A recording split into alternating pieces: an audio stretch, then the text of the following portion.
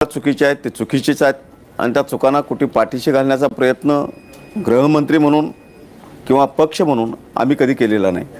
आता काही वेळा अशी कृत्य केली जातात, पोलीस कारवाया करतायत, पक्षामार्फत कारवाया केल्या जात आहेत, असं चुकीच्या वागणाऱ्यांना पाठीशी घालण्याची भूमिका ना पक्षाने ना सरकारने आम्ही स्वीकारलेली। गेल्या काही वर्षांमधला ट्रेंड पाहिला तर कामं करणारे लोक पण निवडून येतात, त्याचबरोबर मार्केटिंग करणारे लोक पण निवडून येतात। असं वाटतं का की तुम्ही तर आता म्हटलं मार्केटिंग करताय तुम्ही कशामुळे निवडून येता?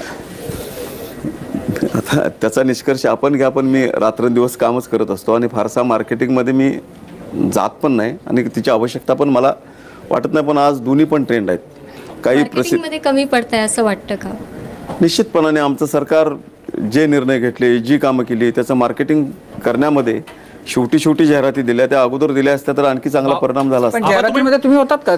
तुम्ही हात करून सांगायला होतात तुम्ही? राष्ट्रवादीच्या जाहिरातीने आता तुम्ही मार्केटिंग वगैरेचं म्हणतायत बाबा, तुम्ही म्हणताय आता मार्केटिंग किंवा जाहिरातबाजीचं, पण आमची माहिती अशी आहे की तासगावमध्ये तुम्ही जिंकून यावं त्यासाठी शरद पवारांना समोरच्या पक्षांकडे शब्द टाकावा लागतोय।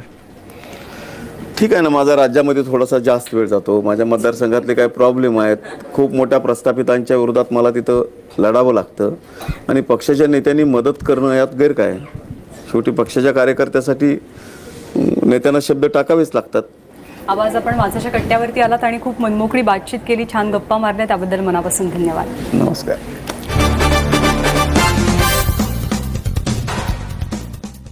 कार्यकर्त्यांना काय संदेश द्याल? नाही, निष्ठावंत कार्यकर्त्यांना मी आजच्या घडीला एवढाच संदेश देतोय की राज्यात जे पक्षांतराचं वातावरण चाललेलं आहे त्या कुठल्याही वातावरणाकडे आपण लक्ष न देता ताकदीने आपला पक्ष टिकून राहिला पाहिजे, पक्ष वाढला पाहिजे, यासाठी आपण प्रामाणिकपणे प्रयत्न करा। या गोष्टींमुळे न डगमळता थोडंसं ताकदीनं लोकांना धीर देत आपण पक्षाची बांधणी केली पाहिजे आणि येणाऱ्या काळात निष्ठावंत कार्यकर्त्यांनाच संधी दिली जाईल, एवढंच मी आजच्या या ठिकाणी सांगू इच्छितो। पवार साहेब आता या वयात सकट मोठ्या उत्साहानं म्हणजे पूर्ण महाराष्ट्रभर फिरतात आणि त्याच्यासाठी जास्तीत जास्त युवकांचा प्रतिसाद त्यांना मिळतो, ह्याच्याविषयी काय बोलाल? नवमहाराष्ट्र निर्मितीची स्वप्न साहेबांनी पाहिलेली आहे। महाराष्ट्र कसा घडवता येईल, कसा उभारता येईल यासाठीची साहेबांची धोरणं ही तरुणांना माहिती आहेत।